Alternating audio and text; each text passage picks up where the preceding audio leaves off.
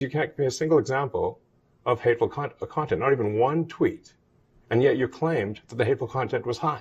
Well, that's false. No, what I claimed, you just lied. No, we have spoken to people who have been sacked that used to be in content moderation, and we've spoken to people very recently who were involved in moderation, and they just say there's not enough people to police this stuff, particularly around hate speech in the company. Is that what hate speech are you address? talking about? I mean, you use Twitter, right? Do you see a rise in hate speech? I mean, but just a personal anecdote. Like, what do you? I don't. Personally, my for you, I would see I get more of that kind of content. Yeah, personally, but I'm not going to talk to the rest of for the rest of Twitter. So you see more hate speech personally. I would say I would see more hateful content in that. Content you don't like or hateful. What do you mean to describe a hateful thing? Yeah, I mean, just content that will solicit a reaction, something that may include something that is slightly racist or slightly sexist, those kinds of things. So you think if something is slightly sexist, it should be banned?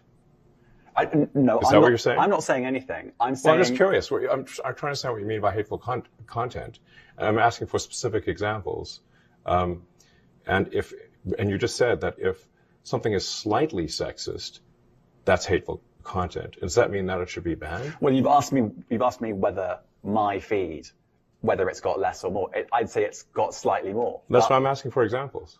Can you name one example? I honestly don't use. You can't name a single example. I'll tell you why, because I don't actually use that for you feed anymore, because I just don't particularly like it. But you said actually, a lot of people are quite similar. I only look at hang on a second. You said you've seen more hateful content, but you can't name a single example, not even one. I'm not sure I've used that feed for the last 3 or 4 weeks, and then how did you see the hateful content? Because I've been using Twitter since you've taken it over for the last 6 months. Okay, so then you must have at some point seen you hateful content. I'm asking for one example. Right. And you can't give a single one. And I'm saying I say, sir, that you don't know what you're talking about. Really? Yes, because you can't give me a single example of hateful content, not even one tweet, and yet you claimed that the hateful content was high. Well, that's false. No, what I claimed... You just lied. What I claimed was there are many organizations that say that kind of information is on the rise. Now, whether it has on my feed or not...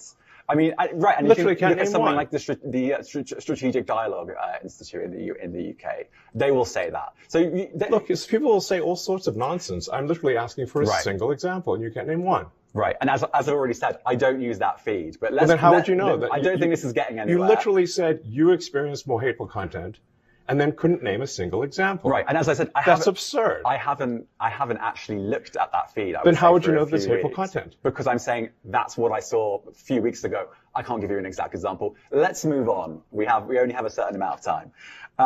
COVID misinformation. You changed the COVID misinformation Has rules. BBC changed its COVID misinformation? The BBC does not set the rules on Twitter, so I'm asking you. No, I'm talking about the BBC's misinformation about COVID. I'm literally asking you about, you changed the labels, the COVID misinformation labels. There used to be a policy, it then disappeared. Why do that? Well, COVID is no longer an issue. Does the BBC hold itself at all responsible for misinformation regarding masking and side effects of vaccinations, and not reporting on that at all? And what about the fact that the BBC was put under pressure by the British government to change its editorial policy? Are you aware of that? This is not an interview about the BBC. Oh, you thought it wasn't?